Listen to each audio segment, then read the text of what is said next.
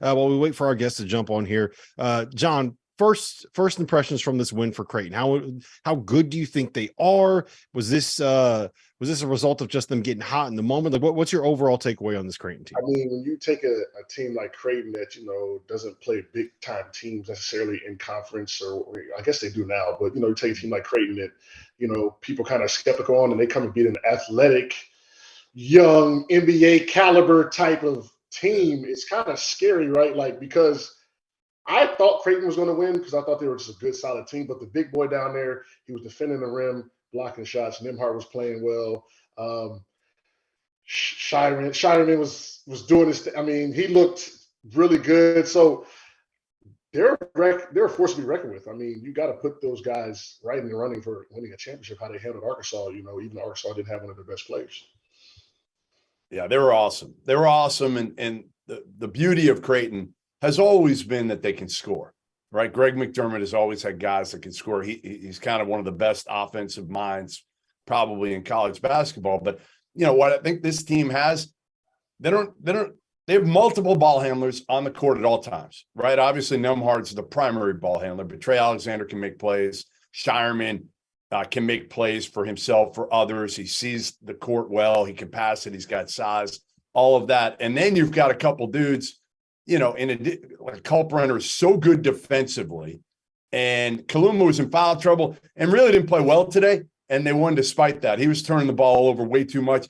They've got 5 really, really high-level players that all fit the way Greg McDermott wants to play, and they're better, Rob, defensively than they've been in years. Yeah, that's what their anchor is, right? They can get out and they can pressure on the perimeter because, like John said, they got that big fella in the paint. They can kind of funnel everything to him, and he's going to erase stuff at the rim. I thought it was really interesting how what Muss likes to do. We were talking about this a little bit off air. What Muss loves to do is find one weakness and attack it over and over and over again. And that was basically flat ball screens, which means they set up Anthony Black at half court more or less. They put whoever Kalkbrenner was guarding at the top of the key, and they just let Black run off of him, try to get the defender on his hip, and then play 2-on-1 with Kalkbrenner in the middle. And it worked for about the first 8 minutes really well in the second half. And then what they did was switch to a zone. So I thought it was really interesting that that McDermott was willing to switch the defenses that he was playing and go to some. I don't know how much they practice zone. I'm guessing not all that much if you're that good defensively man to man. But you're right. It's the defense that they can play and the way they can get stops that stand out. I mean, they were going blow for blow. I had to do a double take because it's Creighton on the jersey, right? Like they were going blow for blow, like they were Power 5 blue chip type school. So it's he's got something boiling down there, man. So I'm excited to kind of see what they do this year, kind of with the hype now behind them now. How about Nembhard's dunk, huh? Did you jump out of your seat? I almost I was my entire house that up. threw me off a little bit too, man. I was like, oh, I kind of jumped off the couch. So that was fun, man. All right, so we have Baylor Scheierman here joining us, the star of the Creighton Blue Jays. There's Rob Anderson, their SID. Rob, can you guys hear us now? We are live, Baylor. Congratulations on the win, and I guess you're still muted. Can you hear us? Yeah. Can you hear me? Good. So why don't you have the headband on, Baylor? No headband for the interview? No, it's just for the game, man. All right. Well, listen, man, congratulations on the win. I'm assuming if you were a college basketball fan growing up, you probably watched a lot of Maui Invitational games. It's one of the legendary events during the season. You got a chance to play there, got to play in an all-time classic, and you got a win. What was it like experiencing that game and that atmosphere? Yeah, it was like a dream come true, to be honest. Like you said, I grew up watching the Maui Invitational in Aurora, Nebraska, so I never really thought, I'd be in Hawaii playing in it. But, ultimately that's why I chose to come to Creighton to play these big-time games. And it was just a phenomenal atmosphere, two, great teams going at it. And that's what you dream of. John, go ahead. Quick question, man. Just kind of going to go a little off basketball, man. You had a good game. Hey, I love watching you play. So I want to go on a nice night out, dinner, all that good stuff. Brookings, South Dakota, or Omaha, Nebraska?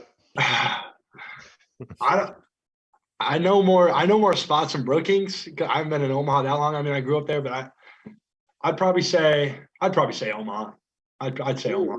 You should. Okay. You should. Okay. Yeah. Now that you're there now, man. There's Now good. that you're there, you have to say yeah, there's great steakhouses in Omaha. The steak's phenomenal. You got the beef down there. Forgot about that.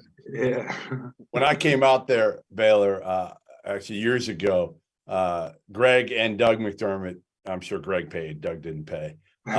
It was before Doug started making real money. They took me to the Drover in Omaha. Ridiculous things. Yeah. So, Yeah, I've heard good about and it. Omaha's a great, it's a great city that I don't think people really understand. Like, if you haven't been there, you don't know how cool that city is in that area and how much they love Creighton basketball. For you, when you were going through the process, leaving South Dakota State, a lot of people thought you were going to go to Nebraska. It was closer to home. That was kind of the word I got early, was Nebraska was going to be the leader. You chose Creighton instead. Why and how well does it fit your game, that offense? Yeah, well, it fits my game perfectly. A lot of people have been asking, like, how has the transition been so smooth? Well, it's just it's really like the only thing that's changed is the players I'm playing with. The system, it really hasn't been much of an adjustment for me at all. And then, choosing Creighton over Nebraska, I knew what kind of team we were going to have at Creighton, and I wanted to play against the best every single night and have a chance to, showcase my talent on the national stage. And make a deep run and ultimately, try to win a national championship. And I thought Creighton gave me the best chance for that. So I want to ask you about Ryan Nembhard, specifically his dunk. We were just talking about that right before you jumped on. Have you seen that out of him before? Because I saw him going down the lane and I saw Arkansas's big fella stepping up. I was like, what? Where's he go? Oh, okay. That's what he's doing. Did that catch you guys off guard too? Or have you seen that before? No, we've seen that before. I didn't catch me off guard a single bit. He always does the gather step too. I knew it was coming as soon as he took off. All right, so you go up against one of the most athletic teams in the country. What was it like being out there? I mean, last year you're in the Summit League. Now you're playing against 6'7" Anthony Black. Brazil is a freak athlete. Jordan Walsh is a freak athlete.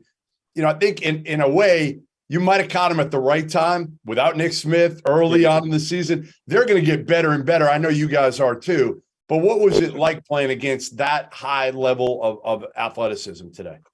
Yeah, obviously it was a lot different than South Dakota State playing in the Summer League, but it was a lot of fun. Kind of got a little taste of it going through the NBA process and whatnot. But yeah, I mean, that's pretty much all I can say. It's a lot of fun. I mean, I came to play against the highest level of dudes and see how I stack up, and I'm pretty confident in my ability to play. So it was a lot of fun. I want to ask you about the big fella, Kalkbrenner inside. That knowing that you have that massive human being at the rim, is it make it a little bit easier for you defensively? Do you feel a little bit more comfortable, maybe, gambling for a steal, getting out and pressuring a little bit? Yeah, absolutely. I haven't played with a 7-footer ever in my basketball career. So knowing that he's back there, it takes a lot of pressure off us up front, knowing that maybe we can gamble every once in a while. But, kind of just having that safety net back there is very calming on the defensive end. Were you the center in high school? Were you the tallest guy on your team? I was the tallest guy on the team. I didn't play center. I played guard, but I guarded their biggest dude. Yeah, I was the biggest dude. Hey, so look, can we get a look at the tee? Like, it's a new age in college basketball. Oh, I like that. You know what I'm saying? Like, look at that. You know what I mean? Yeah, get yourself some. Barstool Sports, man. Hey, they went up today. Nice. Nice. Yeah. What's it been like NIL wise for you, Baylor? I know I'm not going to ask you exactly how much money you made as a guarantee for going, but I know Creighton does NIL well. Yeah. I know that for a fact from even a year ago. They were one of the teams that was ahead of the game with NIL. What's it been like for you now? Because you didn't have, I assume you had nothing NIL a year ago at South Dakota State. Yeah. I didn't really have much at South Dakota State. Obviously, coming to Creighton, it's definitely been a blessing. Definitely, a lot of hard work rewarded. But also at the same time, I'm focused on, trying to make it to the NBA and hopefully making a lot more money on the back end than right here. So, but it's definitely been a blessing for sure. Yeah, nice to get a little bit of money in the pockets. Give me the one thing you've been able to get this year. Like, what's the one big purchase that you were able to get that you were like, I got to do this? I really haven't bought that much, if I'm being completely honest. I mean, really, yeah, I really haven't bought anything. I bought this. This was pretty expensive. I'm not going to lie. But I mean, other than that, Yeah, I really have. Ask Kenson. Hey, ask Kenson what he got with his first NBA paycheck. What was your big purchase?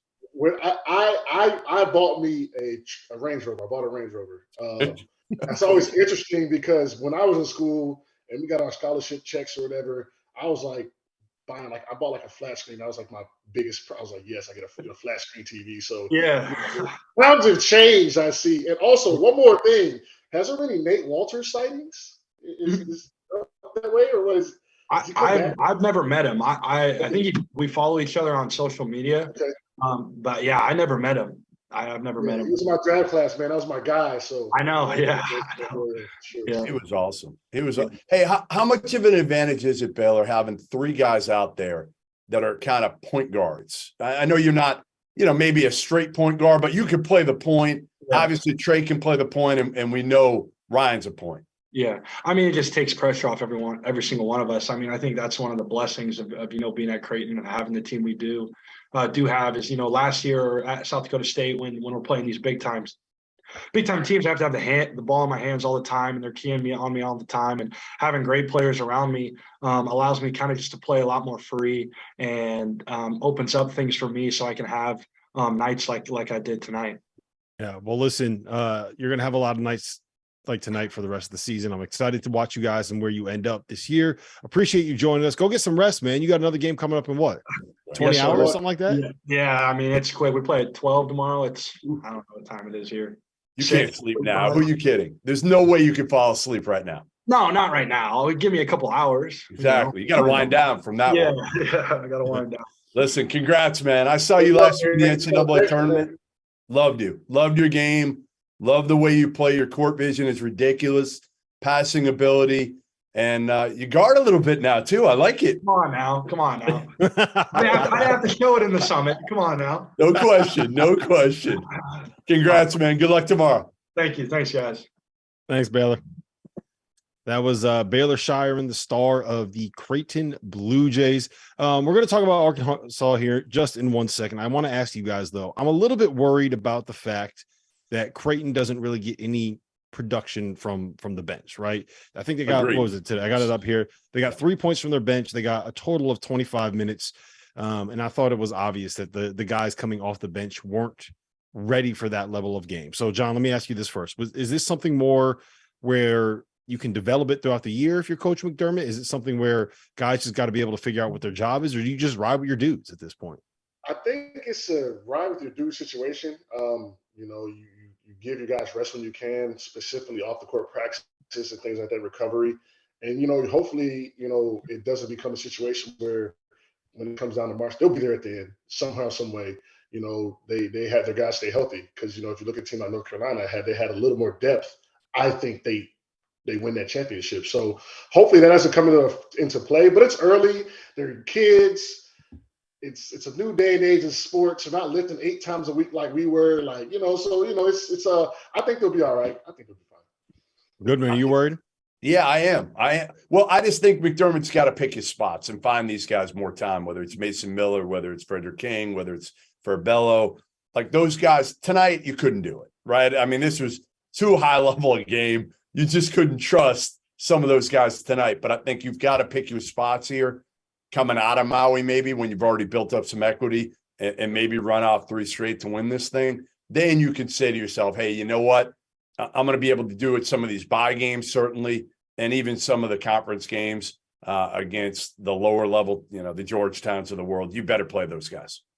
Yeah, I honestly, I think that it said a lot more about Arkansas, the fact that those guys couldn't end up playing. I mean, Farbello transferred in from the Big 12. We've seen Sharif Mitchell have good moments in Big East play, right? And we know I know Mason Miller and I know Frederick King are guys that McDermott feels very good about.